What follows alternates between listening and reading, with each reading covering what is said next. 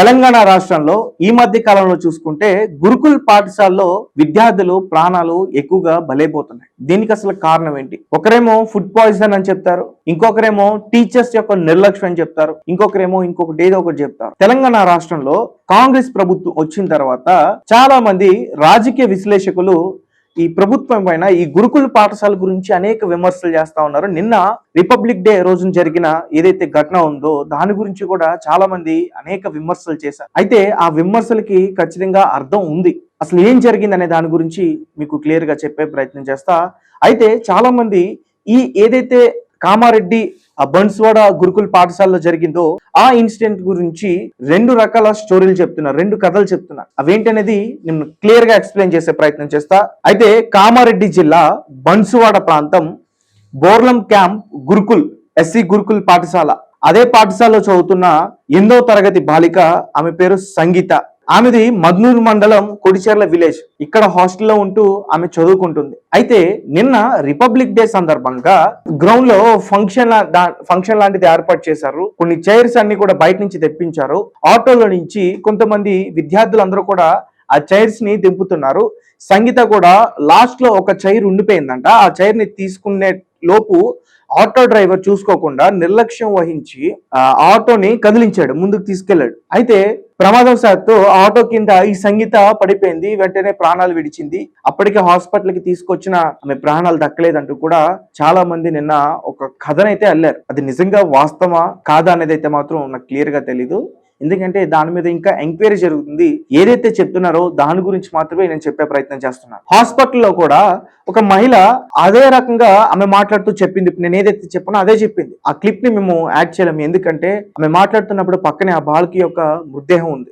రెండో స్టోరీ, ఈ రోజు ఏదైతే ఇన్సిడెంట్ జరిగిందో దానికి సంబంధించిన సీసీటీవీ ఫుటేజ్ ఒకటి బయటికి రిలీజ్ అయింది. అది చూస్తే నిన్న వీళ్ళందరూ కూడా చెప్పింది సల్లు అసలు వాస్తవం ఇదేమో అనిపించేటట్టుగా ఉంది. ఇప్పుడు రిలీజ్ అయిన సీసీటీవీ ఫుటేజ్ లో ఏముందంటే, ఒక ఆటో డ్రైవర్ ఆ ఆటోని తీసుకెళ్తా ఉన్నాడు.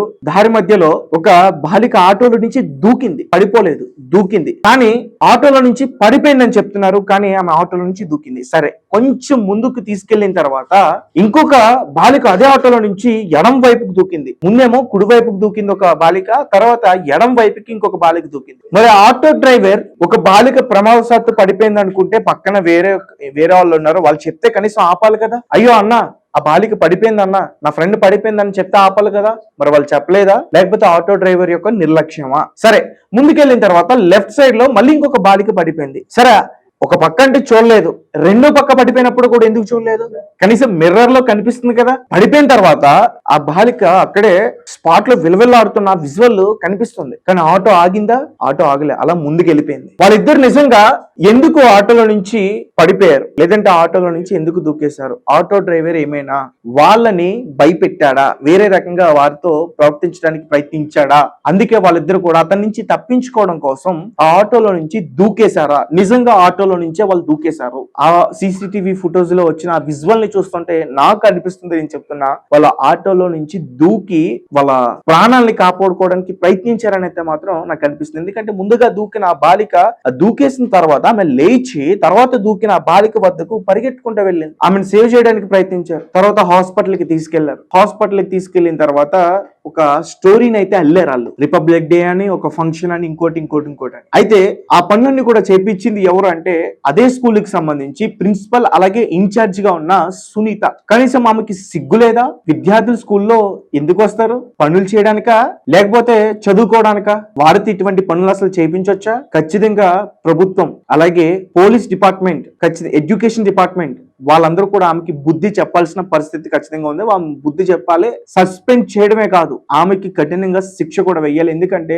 అన్యం పుణ్యం ఎరగని ఒక 8వ తరగతి చదువుతున్న ఆ బాలిక చనిపోయింది. ఎన్నో కలలు కన్ను ఉంటది ఆ బాలిక. పేరెంట్స్ నుంచి దూరంగా ఉండే హాస్టల్లో చదువుకుంటుందంటే ఖచ్చితంగా ఒక అంబిషన్, ఒక డ్రీమ్, ఒక ఎయిమ్, ఇవన్నీ పెట్టుకునే వాళ్ళు చదువుతారు. వాళ్ళది పేదరికం కుటుంబం కావచ్చు, ఇంటి దగ్గర నుంచి ఆమె చదువుకునే స్తోమత వారికి లేకపోవడం వల్లే కదా హాస్టల్స్ లో పెట్టి చదివిపిస్తారు. అలాంటి విద్యార్థి యొక్క ప్రాణాలని బలి తీసుకున్నారు గురుకుల్ పాఠశాలకు సంబంధించిన ఆ టీచర్లు. మరి దీనిపైన ప్రభుత్వం ఏ రకంగా యాక్షన్ తీసుకుంటుంది అనేది అయితే మాత్రం చూడాలి. రెండు కథలు చెప్తున్నారు. రిపబ్లిక్ డే ఫంక్షన్ అని చెప్పి వారితో బల్లలు మోయిస్తుంటే, ఆ చైర్స్ మోయిస్తుంటే అనుకోకుండా పడిపోయింది ఆటో కింద అని చెప్తున్నారు. సీసీటీవీ ఫుటేజ్ లేమో ఇంకొకటి ఉంది. ఒక్కరు కాదు, ఇద్దరు పడ్డారు. ఆ ఇద్దరు కూడా పడింది కాదు, వాళ్ళు ఆటోలో నుంచి దూకారు. మరి దీనిపైన ప్రభుత్వం సీరియస్ గా యాక్షన్ తీసుకుంటుందా లేదా అనేది అయితే మాత్రం క్లియర్ గా చూడాలి. ఏదేమైనప్పటికీ ఇది చాలా చాలా దారుణమైన ఘటన. అండ్ దీనిపైన మీ కమెంట్స్ ఏంటి, మీరేం చెప్తారు? రెండు వెర్షన్స్ చెప్తున్నారు కాబట్టి మీరు ఖచ్చితంగా దీని గురించి అభిప్రాయం తెలియపరచండి. Thank you for watching. Thank you so much.